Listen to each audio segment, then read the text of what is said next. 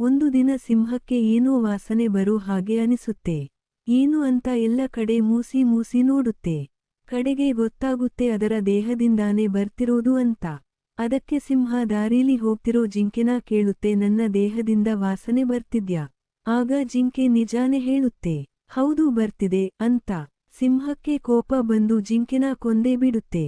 ಮತ್ತೆ ಸ್ವಲ್ಪ ಮುಂದೆ ಹೋಗೋವಾಗ ಮಂಗ ಸಿಗುತ್ತೆ, ಅದ್ರಲ್ಲೂ ಇದೇ ಪ್ರಶ್ನೆ ಕೇಳುತ್ತೆ, ನಾನು ವಾಸನೆ ಬರ್ತಿದ್ದೀನಾ? ಆಗ ಮಂಗ ಕೂಡ ಭಯದಿಂದ ಹೇಳುತ್ತೆ, ರಾಜ, ಇಲ್ಲ ರಾಜ, ನೀನು ಕಾಡಿನ ರಾಜ, ನೀನು ವಾಸನೆ ಬರೋಕೆ ಹೇಗೆ ಸಾಧ್ಯ ಅಂತ.